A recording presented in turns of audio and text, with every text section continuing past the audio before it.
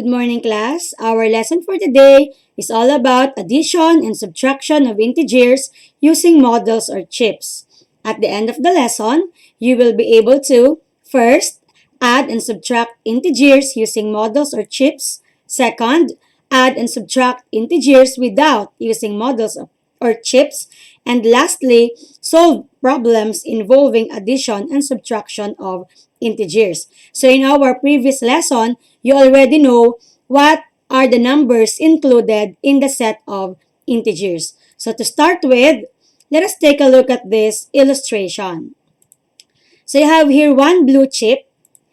Please take note that one blue chip corresponds to positive 1 and a red chip corresponds to negative 1. So again, blue chip means positive 1, red chip means negative 1. And please take note that in algebra, a pair of 1 positive and 1 negative is a zero pair. So kapag daw po may isang pares ng positive at negative, ang tawag daw po dun ay zero pair. So meaning to say, positive 1 and negative 1 will give you 0.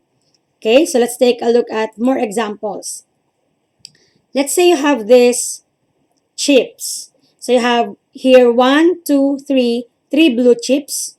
And you have 1, 2, 3, 3 red chips. So sabi po natin, kapag meron po tayong blue chips, ang isa po ay positive 1. So dahil tatlo yan, so that means this is positive 3. So pwede na po natin, di ba, hindi lagyan ng plus sign. And then you have here 1, 2, 3, 3 red chips. So you also have 3. And since the colors of the chips are red, so that means negative 3. So kapag daw po pinagsama natin silang dalawa, so 3 blue chips and 3 red chips, that would be positive 3 plus negative 3. Sabi po kanina, magiging 0 pair daw po sila. Okay, so positive 3 plus negative 3 is equal to 0. Okay, so for another example po, let's say you have here 1, 2, 3, 4. 4 blue chips, so that represents positive 4 since the color of the chips is blue. And then you have 1, 2, 3, 4, 4 red chips, so that means negative 4. So since bawat pares po ulit yan, pair po sila, yan, each blue chip has a red chip bilang kapartner, so mag-i-equal po ulit yan sa 0. Okay? So as you can see here, in our first example, 3 blue chips plus 3 red chips, that is 0. Because 0 pair po sila. So mapapansin po natin, si positive 3, kapag dinagdagan po siya ng negative 3, si negative 3 po yung opposite ng positive 3, di ba po? So ang sagot po ay 0. 4 plus negative 4, that is also 0. Meaning to say, aside from calling them as 0 pair, pwede po nating sabihin that the sum of the opposites is 0. Sum, kapag daw po pinag-add natin ang dalawang magka-opposite na integer, the answer is always equal to 0. Okay? So we will apply this knowledge in using the chips in adding and subtracting integers. Now, how do we do that? So please take note po blue chips means positive, red chips mean negative. Okay, so let's take a look at the next example. So you have here 1, 2, 3, and 4. 4 blue chips, so that is positive 4.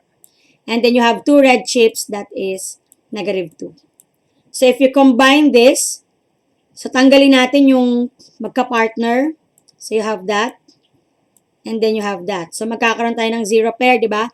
So we can see here na ang natira natin is dalawang blue chips. So meaning to say, if we add positive 4 plus negative 2, the answer or the remaining will be 2 blue chips. So that corresponds to positive 2 since blue yung chips na natira. Okay? Another example, you have here 1, 2, 3. 3 blue chips, so that's positive 3. And then we will add how many red chips? 1, 2, 3, 4, 5, 6. So that means negative 6. So, tanggalin po natin yung 0 pair. So, you have here 1 and negative 1. Another positive 1, negative 1. Another blue chip and another red chip. So, as we can see, ang natira po natin ay tatlong red chips. So, that means positive 3 plus negative 6 will give you 3 red chips, which means negative 3. Okay? So, ganun po natin gawin yung models. Ginagamit natin yung chips in adding integers. We just ini-imagine lang natin ilan yung pares ng positive at negative. Tapos, after nating matanggal yung pairs, ilan yung matitira? Blue ba or red? Kasi yung blue, mangangahulugan siya na positive. Yung red, mangangahulugan siya na negative. So, let's take a look at the other examples. Okay. So, how about this one? Ayan. So, dito naman po makikita natin, lahat siya blue chips. So, yung nasa left side, let's count 1, 2, 3. So, this is positive 3 plus 2 blue chips, that's positive 2. So, since parehas po silang positive, wala po tayong zero pair na makakancel. So, ang gagawin natin, kung wala tayong makakancel, let us just count how many blue chips are there. So, there are 1, 2, 3, 4, 5. So, 3 plus 2 is 5. So, di ba? This is very true. Since elementary kayo, 3 plus 2 is equal to 5. And for the another example, you have, these are all red chips naman. So, on the left side, you have 2 red chips. So, that means negative 2 plus. And then, at the right side, you have 4 red chips. So, that means negative 4. So, in this case, wala rin po tayong makakancel na red and blue chips kasi lahat siya red chips. So, we will just count how many red chips do we have? 1, 2, 3, 4, 5, and 6. And that's negative 6 because the chips are color red. So, if we add negative 2 plus negative 4, that is equal to negative 6. Okay, so moving forward, let's take a look at this more examples. Okay, now, we also have here blue chips and red chips again. So, let's count the blue chips. So, there are 8 blue chips. That means positive 8. And then, let's add 6 red chips. That means negative 6.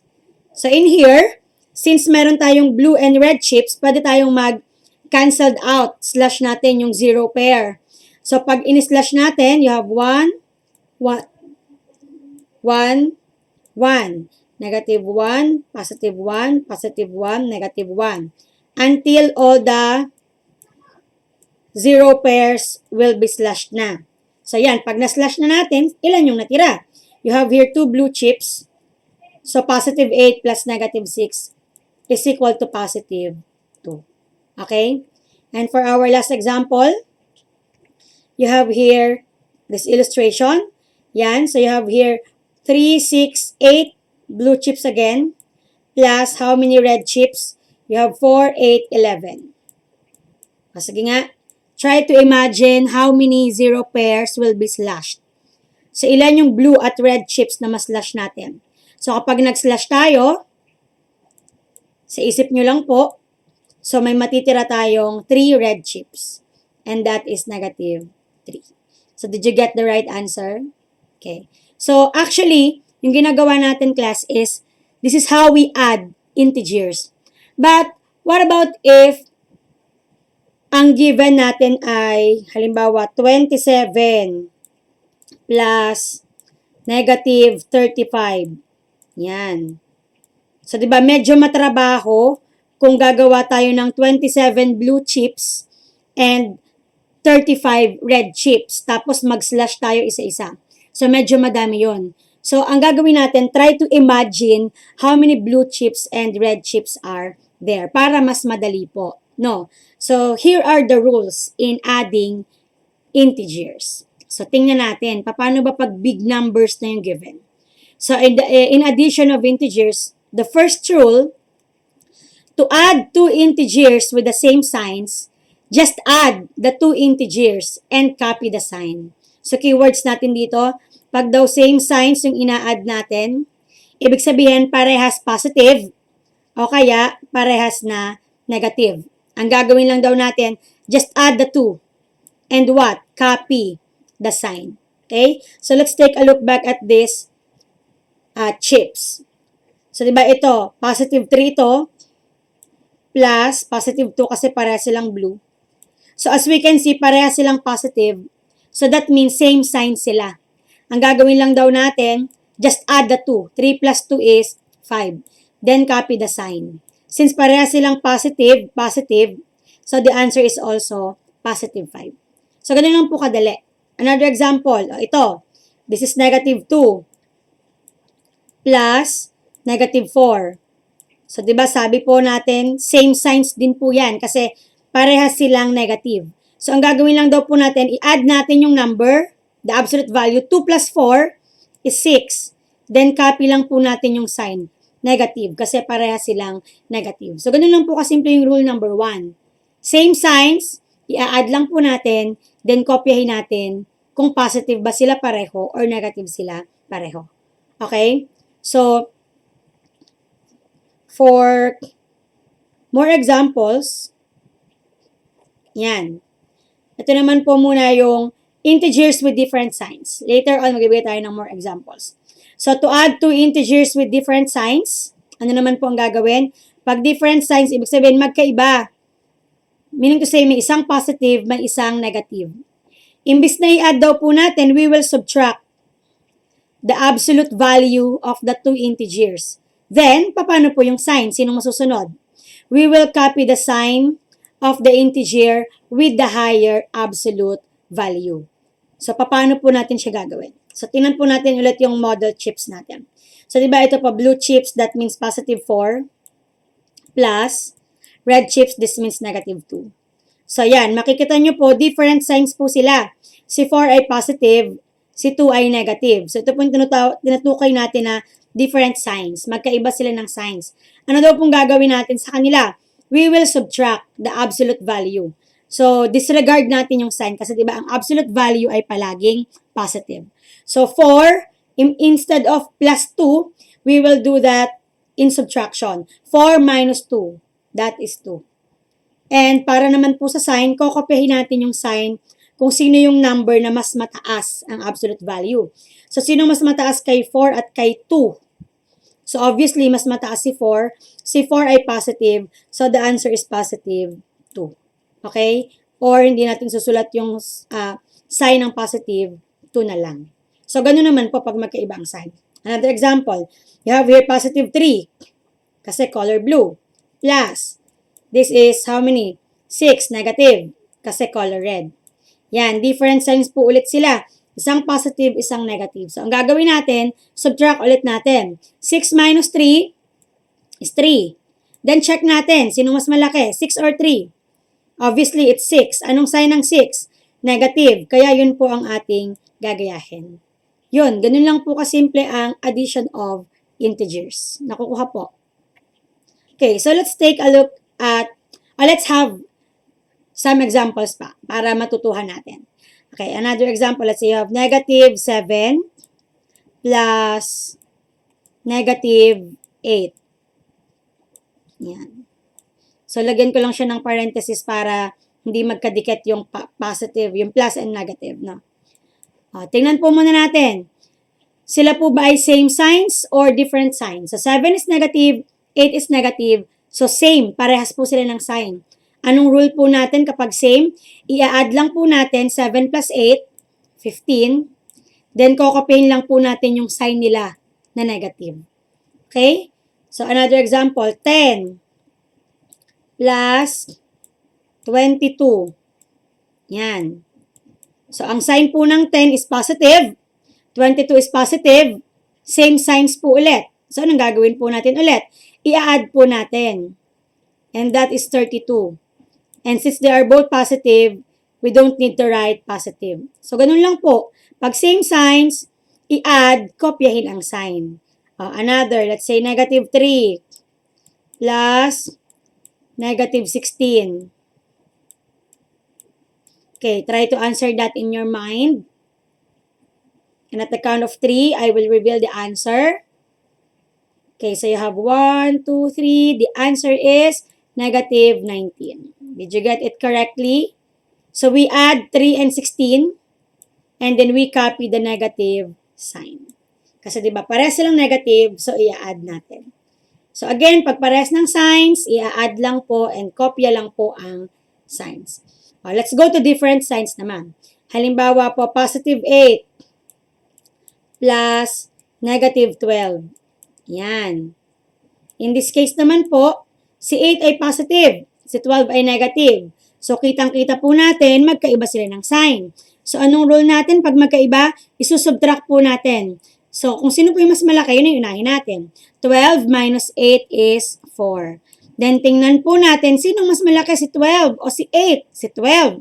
Anong sign ng 12? Negative. Kaya po ang 4 ay magiging negative 4. O, ganun lang po, napaka-basic po. Another, negative 17 plus, let's say, positive 11. Yan. So, magkaiba po ulit sila ng sign. Si 11 po ay positive, si 17 po ay negative. So, subtract po ulit natin. 17 minus 11 is 6. Mas malaki si 17, siya ay negative. Gayahin natin yung sign niya. Negative 6. Okay?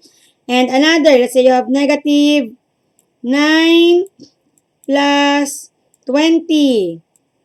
O, magkaiba po ulit sila ng sign. Si 9 ay negative, si 20 ay positive. Subtract natin siya. The answer is 11. Kaninong sign ang susundin? Kay 20 kasi mas mataas si 20. So, therefore, 11 is positive 11. Okay? So, yun. Ganun lang po tayo kasimple mag-add ng integers. And to help you memorize the rules in addition of integers, there is an addition of integers song. Yan. Ito po yung lyrics. So, I'm not a good singer, kaya hindi ko po siya makakanta ng maganda. So, ang tune po nito is yung nursery rhyme na row, row, row your boat. Okay? So, diba, you have row, row, row your boat. Papalitan lang po natin yung lyrics. So, you have these lyrics. Yan. Let's sing this together. Same signs, add and keep. Different signs, subtract. Copy the sign of the larger number, then you'll be exact. Same signs, add and keep. Different signs, subtract. Copy the sign of the larger number, then you'll be exact. So, ito pong song na to, it summarizes the rules in addition of integers. Pag daw po same signs, anong gagawin? Add and keep. Kopyahin lang po yung sign. Pag naman daw po different signs, isubtract natin sila. Tapos, kopyahin po natin yung sign ng mas malaking number. Ensure daw po, tayo daw po ay magiging tama ang sagot. Okay? So now, let's proceed to subtraction of integers. So if you know how to add integers, subtraction of integers will be very easy. Paano po naman yung subtraction? Yan. In subtracting integers, ito po yung mga keywords, change the operation into addition. Yan, yung daw pong operation na minus, papalitan daw po natin ng addition. And then, change din daw po natin ang sign ng subtrahend. Yun pong ikalawang number yon. At pag nabago na daw po natin lahat, we will apply the rules in adding integers. Babalik na po tayo sa addition kasi naging addition na po yung gitna. Okay? So, how do we do that? So, for example, let's say you have 10 minus negative 4. So, sabi sa rules, papalitan daw po natin yung subtraction ng addition. And then, yung daw pong subtrahend, ito po yung subtrahend second given, kukunin daw po natin yung opposite niya. So, kung negative po, ang opposite po niya positive. Ang positive po, ang opposite niya negative. So, para lang po itong mas madali, ginagamit po natin sa Dizon High, yung acronym na CPO. Yan, tatapat po natin. Si C nakatapat sa first given, si P nakatapat kay minus, at si O nakatapat sa second given. Ang ibig sabihin po ng CPO, nag-stand po siya ng copy. Yan, C stands for copy. And then P stands for plus. Yan, and then O stands for opposite. So, pag binasa po natin siya, copy plus opposite. Or copy plus the opposite. Yan, CPO. Tandaan lang po yung 3 magic letters. CPO, meaning copy plus opposite. So, since si copy po ay nakatapat sa first integer, we will just copy 10. Si plus po ay nakatapat kay minus, ibig sabihin po si minus magiging plus. Si opposite po ay nakatapat sa second integer. Si negative 4 po, ano po ang kanyang kabaligtaran? Positive 4. So, magiging ganito na po siya. Si 10 minus negative 4 ay magiging 10 plus 4. And since addition na po ito, gagamitin na po natin yung rules kanina. Parehas po silang positive. So, anong ibig sabihin? Same sign sa kanta, add and keep. Add.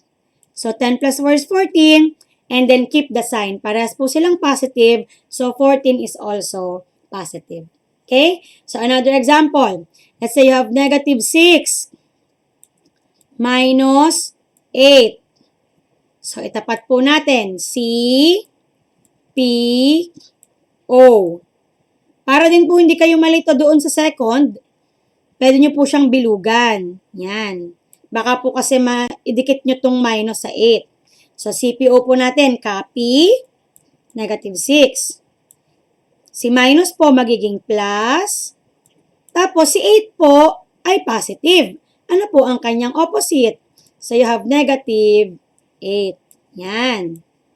So, ngayon, addition na po ulit siya. Check po natin.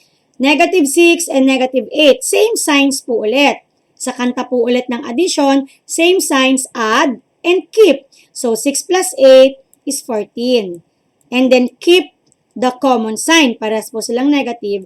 So, the final answer is negative 14. Okay? So, another example. Let's say you have negative 4 minus negative 10. Lagyan po ulit natin ng CPO. Copy plus opposite. So, copy natin si negative 4. Si minus magiging plus. And then opposite, si 10 ay negative. Ang opposite po niya ay positive. And then check po natin. Magkaparehas po ba ng signs o magkaiba? So, 4 is negative, 10 is positive, so magkaiba. Ano pong gagawin natin pag magkaiba? Isusubtract po natin. 10 minus 4 is 6.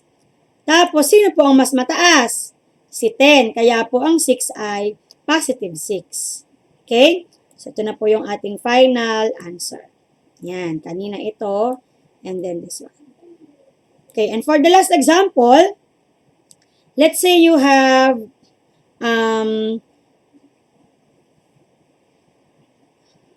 negative 11 minus negative 2. Yan. So, gagamitin po ulit natin ang C, P, O. Copy, negative 11. Si minus po ay magiging plus. And then, the opposite of negative 2 is positive 2. And then, different signs. Magkaiba po sila ng signs. Kaya po ating isusubtract. So, negative 11 and positive 2. 11 minus 2 is 9. Sino pong mas malaki? Si 11. Kaya ang sign po ng ating sagot ay negative. Kasi ginaya po natin ang sign ni 11. Yan. So, ganun lang po kasimple mag-subtract ng integers. Okay? So, let's try some word problems. So, let's say, for example, you have this problem number 1. A sea diver goes down 15 meters below sea level, then descends 9 more meters. How far is the diver from the surface of the sea? So, sabi dito, goes down 15 meters below sea level. So, in representing integers po, diba, pag below sea level, that means negative. So, you have negative 15. So, nag-dive po. So, kung ito po yung dagat, yan, ito po yung surface, nag-dive po yung diver pababa, 15 meters. So, you have negative 15. Nung nandito na po si diver sa negative 15, nag-descend. Ibig sabihin po ng descend, nag-dive pa po ulit siya pababa ng another 9 meters.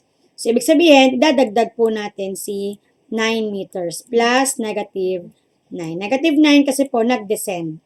And then the question is, how far is the diver from the surface of the sea? So, kung nandito po yung diver, gaano daw po yun kalayo from the surface of the sea? So, we will just add Negative 15 plus negative 9. So, ano yung rules natin? Same signs po sila. So, we have to add 15 plus 9 is 24. Same signs, add, and keep. Negative. So, the diver is negative 24 means what? 24 meters. Is he below or above the sea level? Below the sea level. So, yun po ibig sabihin ng negative 24. The diver is is 24 meters below sea level. Okay? So, that's how we use adding and subtracting integers in word problems. Let's take another example. Let's say you have this. Hannah deposited 700 pesos in the bank on Monday and 850 pesos on Tuesday. How much money does Hannah have? So, keywords po natin dito, deposited. Pag deposit, naglagay po tayo ng pera sa bangko. So, ipon natin yon. So, that means positive 700. And then, nagdagdag po siya ng another 850 on Tuesday. So, we will add 700 plus 850. And then, the question is, how much money does Hannah have? Yan. So, you have here 700 plus 850. They are both positive. So, we have to add and keep the sign. So, what 700 plus 850? You have 1,550 pesos. So, don't forget to put the peso sign since pera po ang ating pinag-uusapan. Okay? And for the last problem, let's say you have this one. The temperature rose from 0 degrees Celsius to 9 degrees Celsius, but later dropped by 14 degrees Celsius. What is the resulting temperature? So if we're going to write the number sentence here, so ang temperature daw po nag-rose, meaning to say tumaas. So from 0 degree, tumaas po siya to 9, so 9 is positive 9. Tumaas po. Yan. But later po, nag-drop. Drop by 14. So drop means negative. So pwede nating ilagay plus negative 14. Yan, kasi drop. So, 9 is positive kasi tumaas. 14 is negative kasi nag-drop. And then, let's find the final answer. So, in this case, we need to add 0 and 9 first. So, 0 plus 9 is obviously 9. And then, plus negative 14. Yan. Actually, pwede nang hindi kayo dumaan sa 0. Mag-start na kayo sa 9 kasi alam niyo na naman na 9 na yung temperature natin. And then, check. Are they same signs? Paras ba sila ng signs or different? So, obviously, magkaiba po sila. Anong rule natin kapag different signs? Different signs, subtract. Then, copy the sign of the larger number. Alin po ang larger? 14. 14 is negative, so 5 will be negative. And don't forget that this is a word problem. We are talking about temperature here. So, let's put the proper label, the unit, degrees Celsius. So, the temperature will be negative 5 degrees Celsius. So, it's possible to have a negative temperature sa malalamig na bansa po. Tayo po sa Philippines, sa Baguio lang po nakaka-experience ng malamig na temperature. No? So, this is very cold, negative 5 degrees Celsius. Okay, so I hope you learned something from this video lesson. And I wish that you can remember these facts in adding integers. Ang tandaan na lang po natin is you sing the addition of integer song. So, dapat kinopya nyo yung song, yung lyrics. Kasi yun na yung rules, no? And in subtracting integers, just use the 3 magic letters CPO, which means copy plus opposite. Yan. So, ganun lang po kadali mag-add and mag-subtract ng integers. So, I hope this video lesson helps you in answering the learning tasks in your module and the exercises found in the Google Classroom for online students. So, have a good day, everyone, and see you in our next video lesson.